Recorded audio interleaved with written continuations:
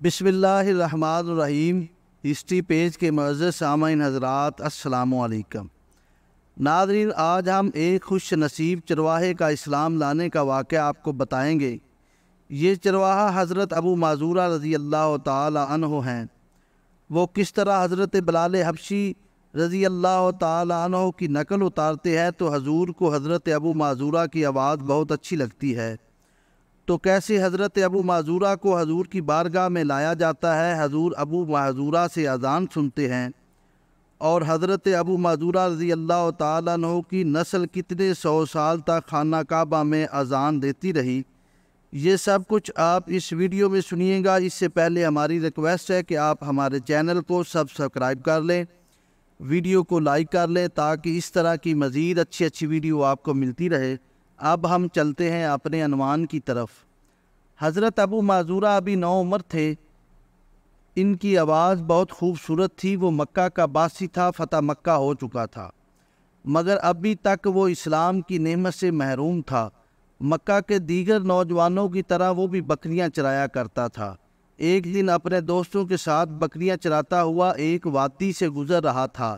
ادھر اللہ کے رسول صلی اللہ علیہ وسلم بھی کسی جنگ میں شرکت کے لیے وہاں سے گزر رہے تھے۔ ایک وادی میں پڑاؤ ڈالا گیا۔ ظہر کی نماز کا وقت ہوا۔ حضرت بلال کھڑے ہوئے اور بلند آواز سے اذان دینا شروع کی۔ حضرت بلال رضی اللہ تعالیٰ عنہ کی بلند آواز دوسری وادی میں بکریاں چراتے ہوئے ابو معذورہ نے سن لی۔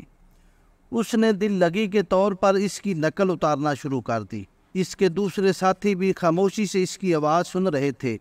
بلال اذان دیتے رہے اور ابو معذورہ رضی اللہ تعالیٰ عنہ اس کی نقل اتارتے رہے۔ انداز میں تمسخر تھا، مگر آواز غضب کی تھی۔ پھر ابو معذورہ کی قسمت جاگ گئی۔ اس کی خوبصورت آواز سرور کائنات صلی اللہ علیہ وسلم کے کانوں تک جا پہنچی۔ آواز اچھی لگی۔ اذان ختم ہوئی تو حضرت علی اور حضرت زبیر رضی اللہ تعالیٰ عنہ کو حکم دیا گیا کہ اس اذان دینے والے کو لے کر آئے۔ وہ پہاڑ کے پیچھے گئے، نوجوانوں کو پکڑ کر انہیں رسول اللہ صلی اللہ علیہ وسلم کے پاس لے آئے۔ آپ صلی اللہ علیہ وسلم نے پوچھا، تم میں سے ابھی کس نے اذان دی؟ انہیں خجالت محسوس ہوئی، ایک دوسرے کی طرف دیکھنے لگے۔ وہ تو شغل کے طور پر اذان دے رہا تھا۔ آپ نے ایک کو فرمایا، تم اذان دو۔ اس نے اذان کہنی شروع کی تو اس کی آواز خوبصورت نہ تھی۔ اب دوسرے کو اشارہ ہوا، اس کی بھی آواز خوبصورت نہ تھی۔ اب حضرت ابو معذورہ رضی اللہ تعالیٰ عنہ کو اشارہ ہوا اور اس کی آواز دلوں میں اترنے والی تھی۔ ارشاد ہوا، تم نے ابھی اذان دی؟ کہنے لگا، ہاں۔ اب آپ صلی اللہ علیہ وسلم نے اپنے مبارک ہاتھ کو آگے بڑھایا، حضرت ابو معذورہ کا عمامہ اتارا اور اس کے سر پر دست شفقت پھیرا اور دعا فرمائی، اے اللہ اس بچے میں برکت دے اور اسے اسلام کی ہدایت فرما۔ حضرت ابو معذورہ رضی اللہ تعالیٰ عنہ کی قسمت کا ستارہ جاگ اٹھا اور انہوں نے بلند آواز میں کلمہ پڑھا۔ اب آپ صلی اللہ علیہ وسلم نے حضرت ابو معذورہ کو مزید بشارت دی اور وظیفہ مقرر فرمایا، اور فرمایا، جاؤ تم مکہ والوں کے مؤذن مقرر کیے جاتے ہو، اب تم اہل مکہ کے مؤذن ہو۔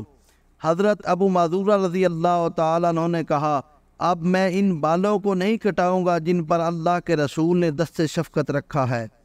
مکہ مکرمہ میں کم و بیش 300 سال تک ان کی اولاد بطور مؤذن اذان دیتی رہی۔